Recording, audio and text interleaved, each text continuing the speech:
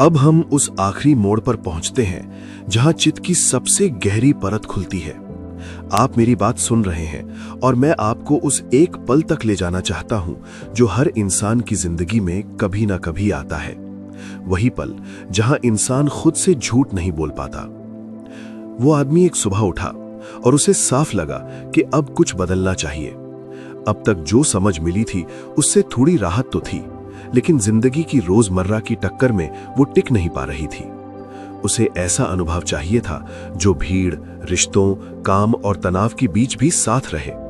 तब उसके मन में एक सवाल आया, अगर जागरूकता को रोज की जिंदगी में उतार दिया जाए तो क्या बदल सकता है? उस दिन उसने तय किया कि वो अपने उस डर से मिलेगा जो हमेशा चुपचाप भीतर बैठा रहता था। वो डर जिसे उसने कभी नाम नहीं दिया था।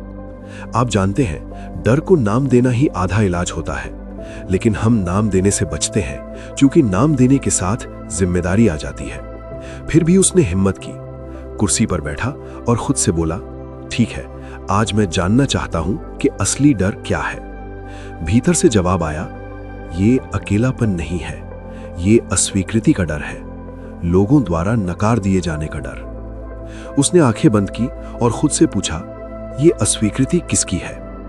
पहले कुछ पुराने चेहरे आए, पुराने शब्द, पुरानी बातें। फिर वो और भीतर गया। तब उसे समझ आया कि ये डर किसी एक घटना से नहीं बना था, बल्कि बार बार के छोटे छोटे अनुभवों से बना था।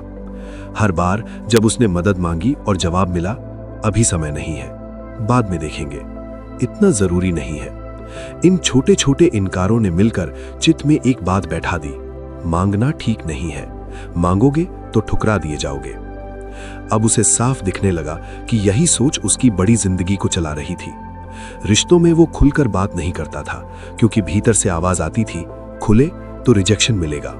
कई बार वो चुप रहना चुन लेता था क्योंकि चुप्पी में ठुकराए जाने का डर नहीं होता, लेकिन वही चुप्पी रिश्तों को धीरे धीरे खोखला कर रही थी। फिर उसने खुद से एक बहुत सीधा लेकिन डरावना सवाल पूछा, क्या मैं रिजेक्शन के डर से अपनी जिंदगी छोटी कर रहा हूं? इस सवाल के साथ ही भीतर के कई बंद दरवाजे खुलने लगे। उसे याद आया एक टीचर जिसने कहा था, तुम ज्यादा मत बोलो। एक दोस्त जिसने यूं ही कह दिया था, तुम कम बोलते हो। इन छोटी बातों ने धीरे धीरे उसकी हिम्मत काट दी थी, बिना उसे पता चले। वो रो पड़ा, लेकिन ये डर का रोना नहीं था, ये उन उम्मीदों का रोना था जो सालों से दबा दी गई थी। उसने अपने भीतर के उस छोटे बच्चे को आवाज दी और कहा, तुम बोल नहीं पाए क्योंकि तुम्हें डर सिखाया गया था। और उसी पल वो हल्का सा हंस भी दिया, इसलिए नहीं कि सब ठीक हो गया था, बल्कि इसलिए कि उसे दिख गया था कि उसने अपने भीतर कितना बड़ा डर का नाटक बना रखा था। इतना बड़ा सिर्फ एक छोटे से डर को छुपाने के लिए। जब इंसान अपने सबसे गहरे डर से मिलता है तो मन अक्सर सौदेबाजी करने लगता है। उसके मन ने भी कहा, थोड़ा संभल कर चलो, सब कुछ एक साथ मत खोलो। लेकिन उस दिन उसने मन से लड़ाई नहीं की। उसने मन से कहा, तुम चिंता करो, ठीक है, लेकिन मैं आगे बढ़ूंगा। ये हार मानना नहीं था, ये समझदारी से आगे बढ़ना था। फिर उसने एक बहुत साधारण अभ्यास किया। धीरे सांस ली और कहा, मैं स्वीकार करता हूं। सांस छोड़ी और कहा, मैं छोड़ता हूं। बस यही दो शब्द, स्वीकार करना और छोड़ देना। जैसे जैसे उसने अपने डर को स्वीकार किया, उसकी पकड़ ढीली होने लगी, और जैसे जैसे उसने छोड़ा, ये सोच टूटने लगी कि मुझे स्वीकार किए जाने के लिए परफेक्ट होना होगा। ये सिर्फ भावनात्मक अनुभव नहीं था, ये दिमाग और शरीर के स्तर पर भी बदलाव था। जब आप किसी डर को पहचानते हैं, उसका नाम लेते हैं और उसे बिना भागे देखते हैं, तो दिमाग पुराने डर वाले रास्ते छोड़ने लगता है। नए रास्ते बनते हैं जहां डर कम और जिज्ञासा ज्यादा होती है। आसान शब्दों में कहें तो दिमाग नई तरह से सीखने लगता है। 3 दिन तक वो ऐसे ही बैठा। हर बार एक सोच, एक डर, एक बिलीफ सामने आता। वो उसे देखता, नाम देता और सांस के साथ छोड़ देता। हर बार वो थोड़ा और हल्का हो जाता। फिर उसे एक गहरी समझ आई, असल खतरा उसकी जिंदगी को नहीं था, खतरा उसके अपनाए जाने की भावना को था। और जब खतरे की पहचान बदलती है तो उससे निपटने का तरीका भी बदल जाता है।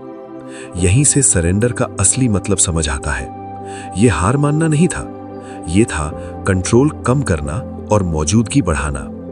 अब वो भाग नहीं रहा था, वो देखने लगा था, एक ऑब्जर्वर की तरह। एक दिन वो पार्क में बैठा था। उसने देखा एक माँ अपने बच्चे से कह रही थी, तुम जैसे हो वैसे ही ठीक हो।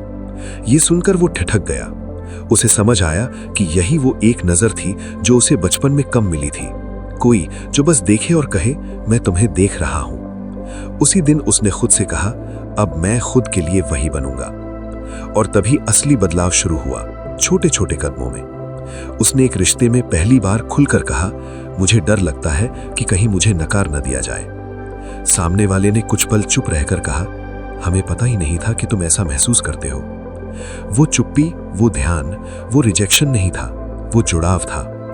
धीरे धीरे उसने देखा कि सच बोलने पर ज्यादातर लोग उतना बुरा जवाब नहीं देते जितना हम सोच लेते हैं। कुछ लोग साथ देते हैं, कुछ नहीं। लेकिन अब रिजेक्शन उसकी पहचान को नहीं हिलाता था, क्योंकि उसके भीतर अब एक स्थिर जगह थी। काम में उसने जो नए काम डर के कारण टाल दिए थे, उन्हें आजमाना शुरू किया। उसे समझ आया कि असफलता पहचान नहीं होती, सिर्फ फीडबैक होती है। रिश्तों में वो बनावटीपन छोड़कर सच्चाई की ओर बढ़ा। और सबसे अहम बात, उसकी जिंदगी में एक हल्कापन आने लगा। आखिर में मैं बस इतना कहना चाहता हूं कि ये जागरूकता की प्रक्रिया सीधी रेखा में नहीं चलती, कभी आगे कभी पीछे।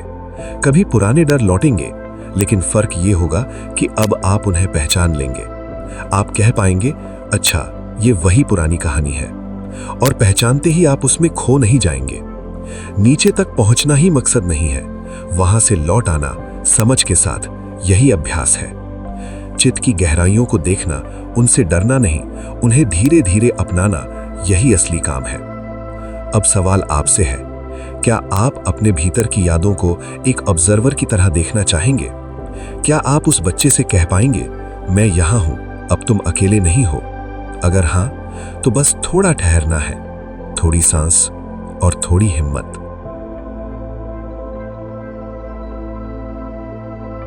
ये विषय जितना गहरा है उतना ही सुंदर भी। इसलिए मैंने मानस और चित्त को और अच्छी तरह समझाने के लिए 5 वीडियो की एक पूरी श्रृंखला तैयार की है। अगर आप सच में इस अंदरूनी यात्रा को महसूस करना चाहते हैं, तो मेरी सलाह है कि आप इन 5 वीडियो को क्रम से जरूर देखें। हर वीडियो आपको पिछले से थोड़ा और भीतर ले जाएगा।